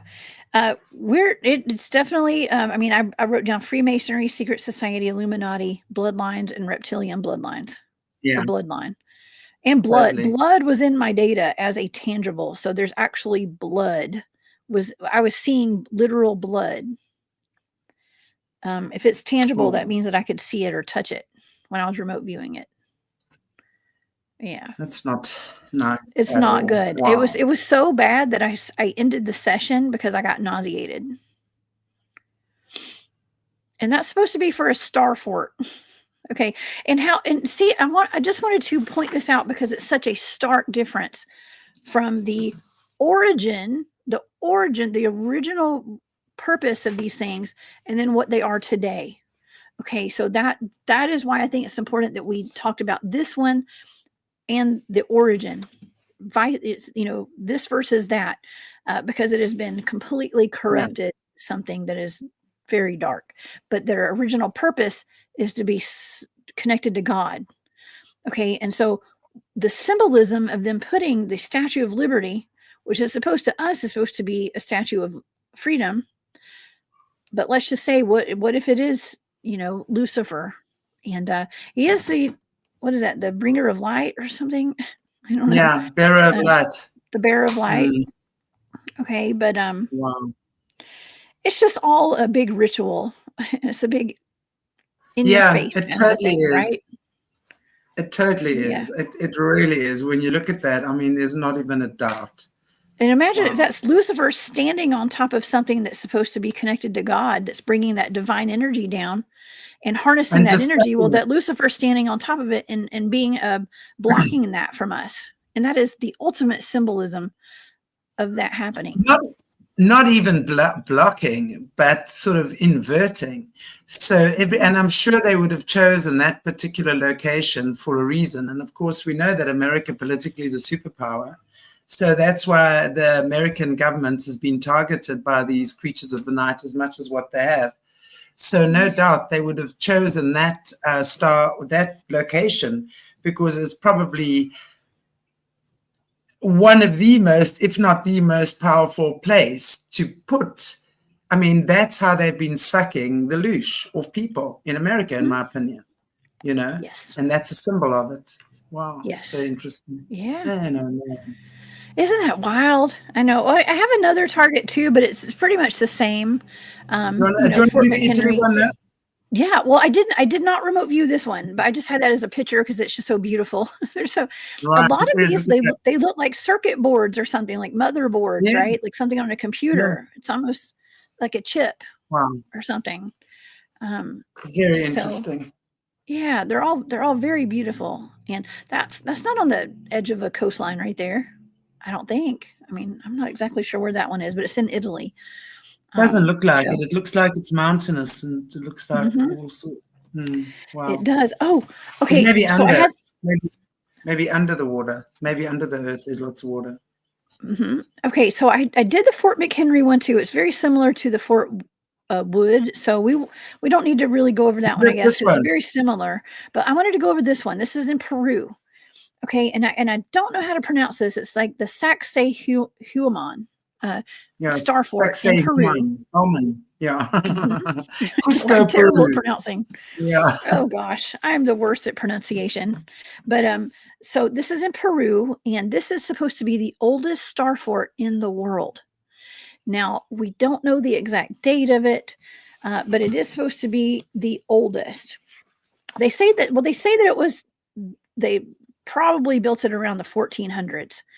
Is what they say. And they said that maybe it would have taken at least over 20,000 people to make it, like laborers from conquered tribes. and it has zigzag walls. Now I didn't have a aerial picture to send you this today because I kind of did it last minute. But if you there's some other pictures where you can see these are monolithic stones, and they are placed together so perfectly that it's not possible for humans with the kind of technologies that they had back then.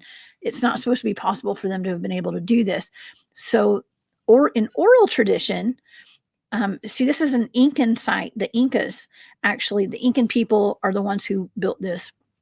But in oral tradition that's been passed down, it is said that giants built this. Wow. It was giants. It was not regular. There's no way a regular sized human could build that. I think I may have sent you a couple more pictures of maybe the wall. I don't know if you could see people standing by these things, but the humans look like little ants standing beside these. These are no small feat, and they are perfectly slid together. Like they just line up perfectly with those. Those seams are perfect matches on all the sides there. And so it just makes you wonder. This one is the most, I want to say the most famous as being the oldest, but because ancient giants are said to have built this one right here. Now, I did remote view this. I have some pretty good data on it. Now, this actually has more of a religious tone behind it. So we go from star forts in general being a direct connection to God, some kind of a conduit or like a circuit bringing down divine energy into the earth. Okay, that's what they are generally meant to be the origin. Then we got the Statue of Liberty, Fort Wood, totally corrupted. Okay, totally corrupted. Now this one in Peru, some of my data, the first thing I wrote down was sanitation. So sanitation, maturation, elevation, and I kept hearing above the clouds. I wrote on Tower and Tower of Babylon, free flow water source, river, ocean, united, together as one. And I wrote down ritual, marriage, sacrifice, love, and potions, and sacred ground. Okay, that was my first page of data. Potions, yes. Wow. Potions. Now this is a huge star fort, and it's actually on top of a big mountain or a hill. It's on the very top of a hill, and it even has a perfectly round, I want to say like an altar looking. It almost looks like a helicopter pad on the top of it, but it's ancient. And so the next page, my stage 4 data, I wrote sacred land, holy, religious, sacred, solemn, most high creator. So I'm picking up on the most high creator data, just like I did with the original star fort origins. I wrote down ceremonial, church, temple, ceremony, cremation, burial pyre, flames. I was picking up on something that was hot, flames and smoke, ley lines is in my data, high energy, energetics, high strangeness, and a vortex. Okay, so I believe that this is some sort of a place of high energy and vortexes, just like where I do my research, where we have the cryptid sightings.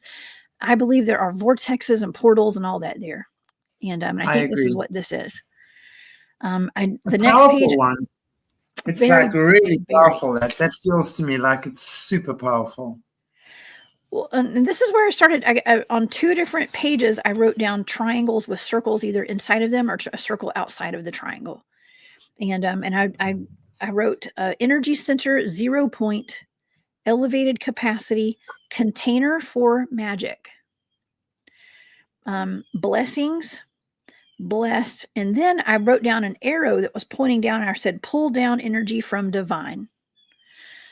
And divine energy flow, ancestral help. Okay, and so this is lines up perfectly with what star forts were originally made for in that first target that I did. And I kept getting this data that was like pulling down divine energy from the heavens, basically from the ethers, from the heavens. And only few, and I heard this, I wrote this down, only few may participate. And I put in parentheses, not adequate containers.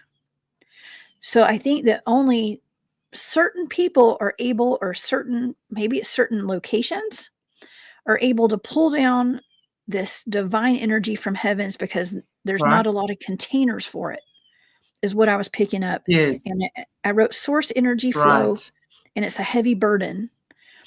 I also picked up on something ancient and hidden, and I wrote trance and tune in, secret knowledge, ancient energy flow. And that was the end of that target. Wow. So, wow. I mean, that's pretty powerful, actually, I think, for a target. That is that to me feels like it's a super powerful place. I wouldn't like to get caught up in that vortex, that's for sure. Yeah. Yeah. Right. No, Wow. me neither. But this is a place of just religious. Okay, if you want to call it religious now, but ceremonial rituals. Right. Just definitely more of a sacred land, sacred energy flow, and a direct connection to God right there, like literally a direct, and that is where they pull down the energy from the divine. Exactly. And Exactly. I think that's what all these star forts are. Yeah, and then they harness it and obviously use it for their own nefarious purposes. That's why they've been all corrupted, because that is a place of God. It's a place of divine energy. And there was another target that I was given a while back. It was the orbs over crop circles, and Barry gave me that one. And it was another one of those blind targets, and I just picked up on a message to humanity when I was doing it. I was like, what kind of target is this? I'm getting a message from God.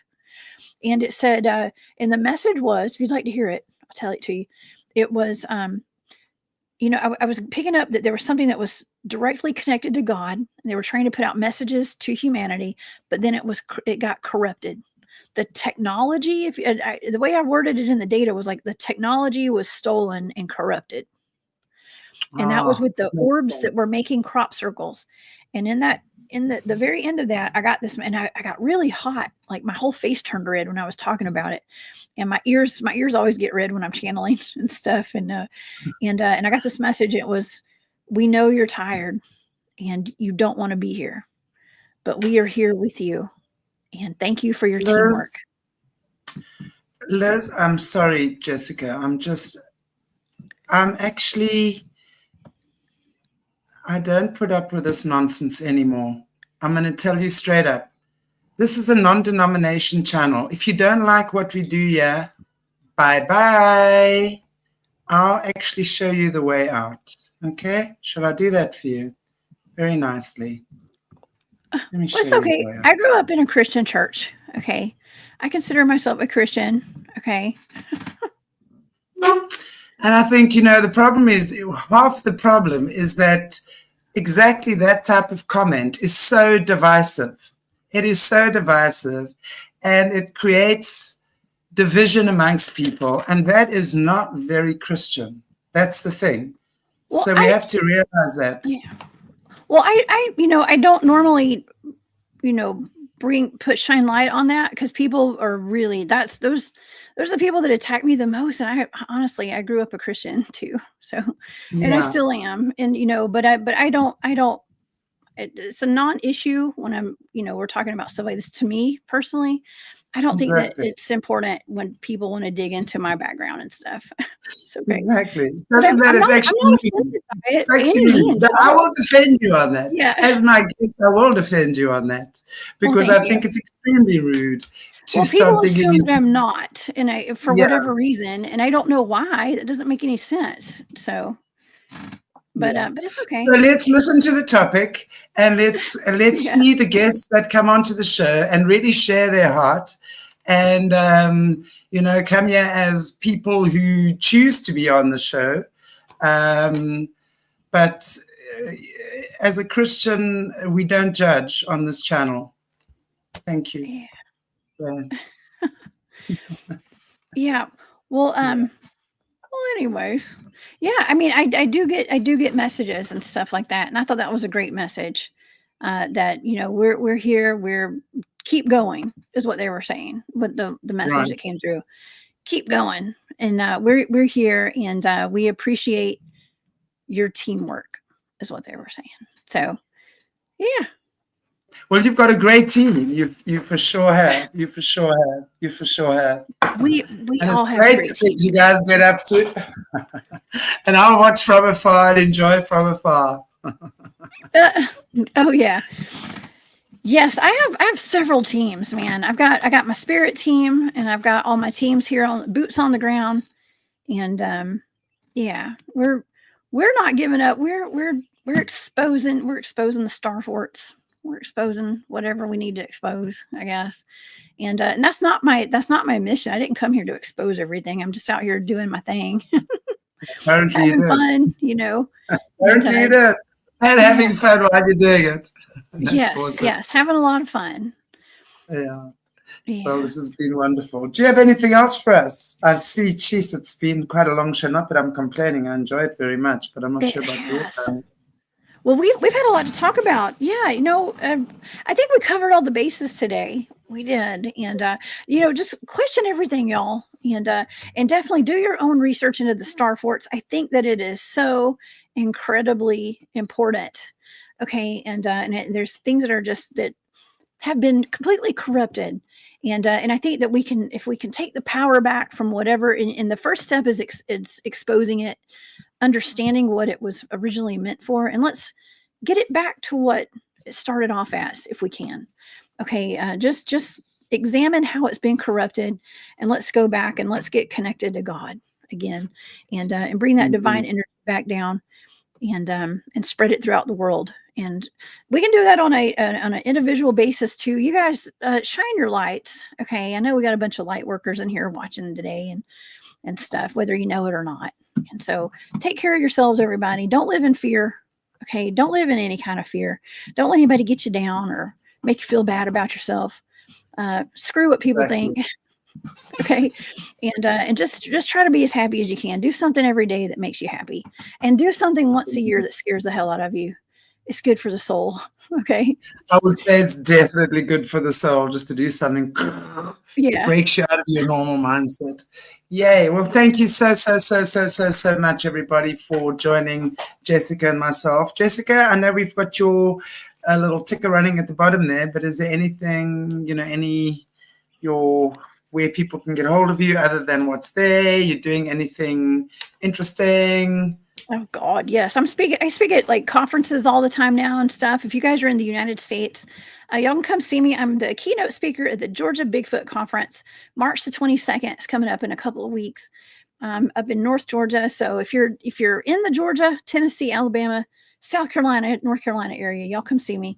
And I'm speaking at a bunch of different disclosure conferences, the Full Disclosure Now conference in July down in Florida. And I can't remember, all sorts of conferences all over Georgia too. The Molina Bigfoot Festival is coming up next month. You can find me on my YouTube channel. That's the Cryptid Huntress. I have 4 live shows a week over there. And I got one, what is today? Tuesday. I'm off today. But I'm actually recording another podcast after this one today on another channel. But I'll be back on my channel tomorrow and every Monday, Wednesday, Thursday, and Saturday. But you can go to my website, thecryptidhuntress.com, and you can find all my social media links there. Just look for the Cryptid Huntress. You'll find me. I'm Jessica Jones. And thank you for having me again today. It's always fun hanging out with you. Indeed. Thank you so much, Jessica. Great to have you on again. And guys, just notice Jessica will be on once a month, the first Tuesday of the month, and the time change is 2 hours earlier than what we usually do it. So as of today, so just please notice the time change. And for you guys, please vote for little Patrick. He's our Aracat. He's in a competition right now, fighting for his life. He's sitting, I think, in 3rd or 4th place. We've got him into the semifinals. Please go and vote for him. It's double vote day today. He stands the chance to be on Modern Pet for an entire year, and his very deserving mother stands the chance of winning $10,000. She is a kitty mama of 25 cats that she cares for. So please go and vote. And even if you do spend a few dollars on a vote, it goes to a very worthy cause, which is Paws, Paws. And we look forward to having you. I will also be back with you guys, not tomorrow with Jesse's show. Jesse's off for a week, but I'll be back on Thursday with Dr. Dennis Carroll. We're talking about the Knights Templar. So join me at 7 p.m. my time on Thursday. I'll also be on letting you guys know just the updates on the Patreon channel as well as the membership. Please join the membership channel, guys. We're starting to have Jesse's going to be our first member, doing our first membership or member channel next week. Lots of cool things lined up for you in the next couple of months. I'm just putting it all together. Book club, we're going to be doing amazing book clubs with the author themselves being part of the book club, such as Mr. Leo Zagami. So those who like our favorite Italian on the show, Leo Zagami, he's the coolest. Yeah, so I'll let you know what book of Leo's we're going to be reading. And then once a month, we will meet in a book club where you can actually ask Leo questions live and direct about whatever book he's going to put out there for us. So you will have your one-on, and that's for members. So please join the membership channel, guys. I will be keeping you updated. I'm working furiously behind the scenes to make things happen. So take care of yourselves, everybody. God bless you all. And I shall see you back on Thursday with Dr. Dennis. I'm having a little bit of a quiet week. Just had lots of family and stuff here, and I'm just like oozing and chilling and easing. Cool. I'll catch you very soon. God bless you all.